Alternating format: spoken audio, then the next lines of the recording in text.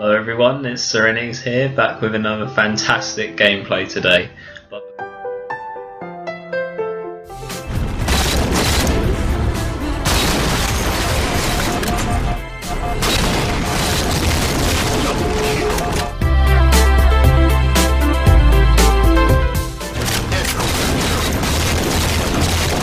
Killtrocity!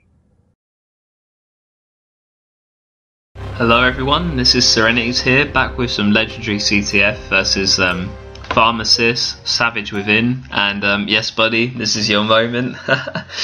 Savage made me laugh when I played with him recently, as he said on our previous two flag matchups that he had to win those to spare himself being uploaded on my channel, and played my channel theme music down his mic, so that was pretty funny, man.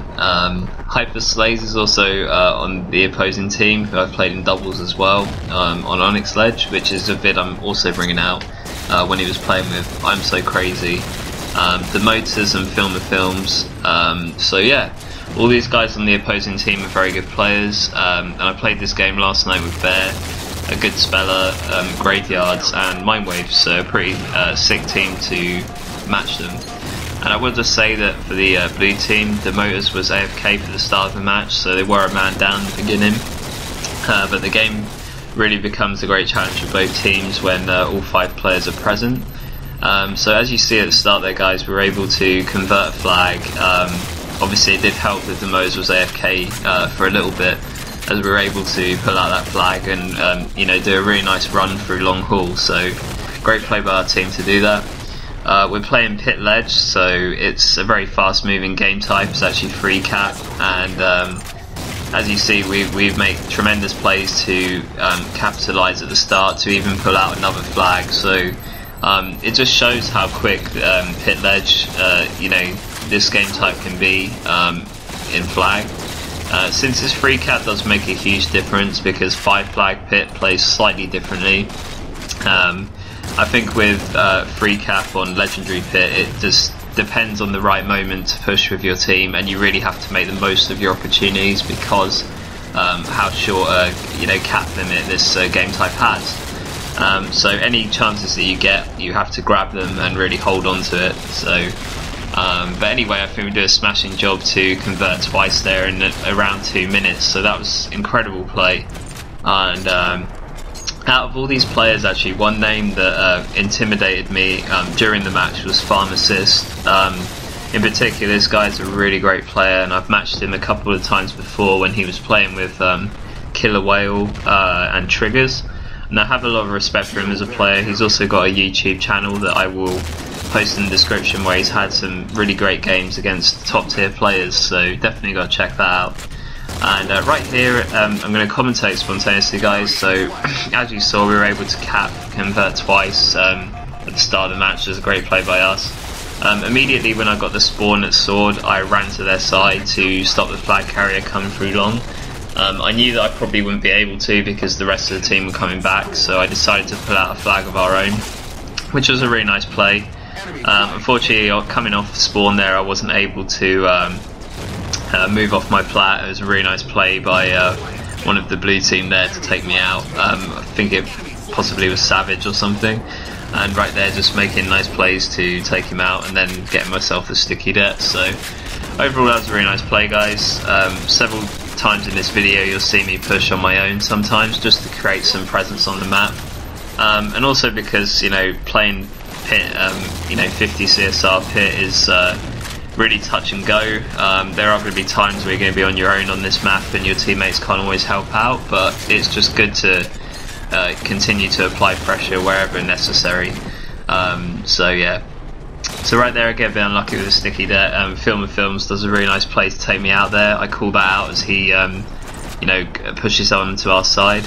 Always important to call out those lone players on your side of Pitfall, as I've said that before in some of my matches I've played on this map.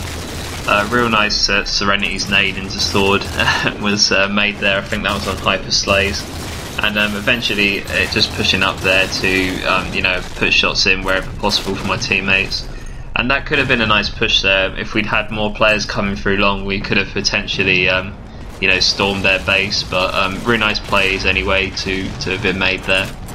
So right here I see a good speller gets taken out on long, so I'm going to watch long call and just nade wherever necessary, just to create a presence on the map. Always a good idea to push through their green and long call, since these are probably the best ways of breaching their side on the pit really.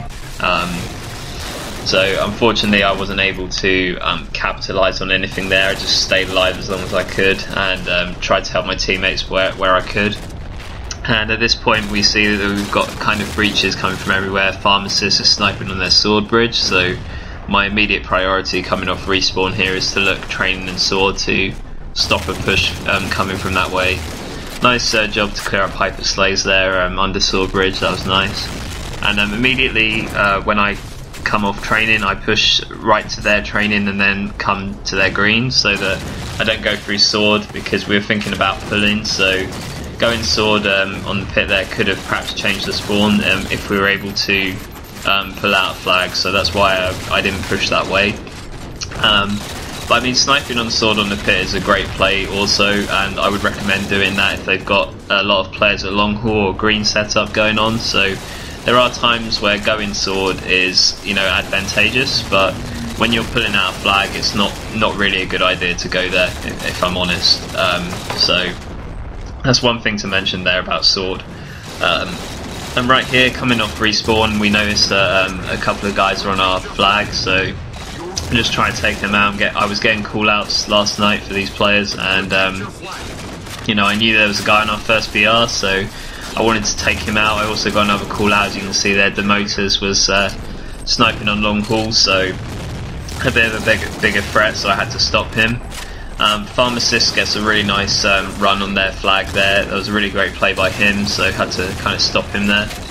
And just doing what I can here, guys, to get the reset. I pull out the AR here because of a close range situation, but unfortunately I was no shields, and I took too much fire, and I was unable to reset that flag. So really great play by the Pharmacist and his team to convert that flag. That was a really nice continuous pull from them, so really nice to see that.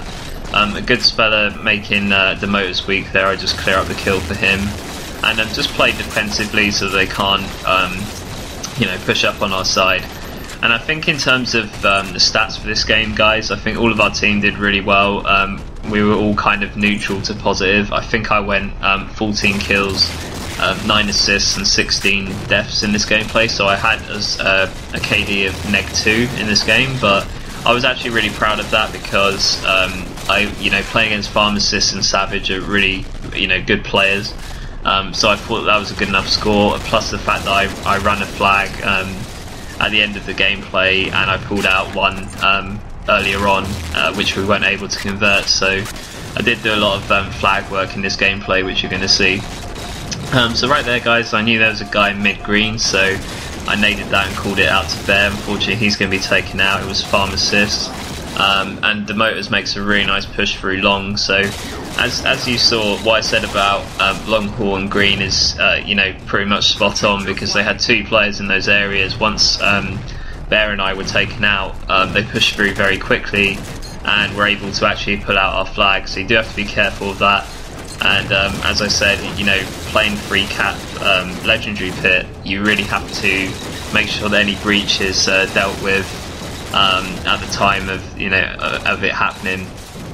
But it's always a good idea, as you saw there. I think we had Bear and Mind Waves push up whilst there was a little breach on training, and that actually worked out really well because it caused the blue team to focus to come back. As you saw, Savage was pushing Mauler there to clear up Bear, so I was just putting in the shots necessary. Unfortunately, Demoters was the one who took me out, but that worked really nicely because some of their team had to come back to base for a second regroup, so it's always a good play to make. As I said, just kind of closing up those breaches. I made the push on their training because that's where they were trying to come through.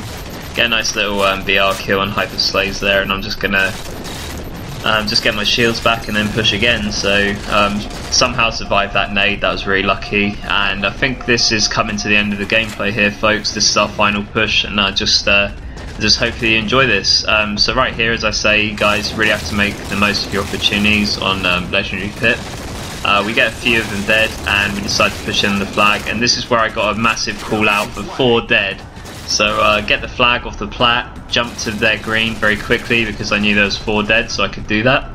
And you know, just being careful to avoid the coils. Serenities is past the barriers now, and I think Demoters gets a really clutch nade on Serenities, but he's got it to our first PR, and that's Mind Waves is going to put that one in for number 3. So that was a really great gameplay, guys. And as you saw, that was a really quick flag cap, and as I said on Legendary Pit, you really have to take your opportunities. You know, this match could have gone either way. Both teams were very capable of winning, but Legendary Pit is a very fast-moving game type, and you definitely have to, you know, make the most of your opportunities. So, guys, I really hope you enjoy this gameplay. Please leave a comment, as I love reading them. And this was Serenities here, guys, and I will see you next time.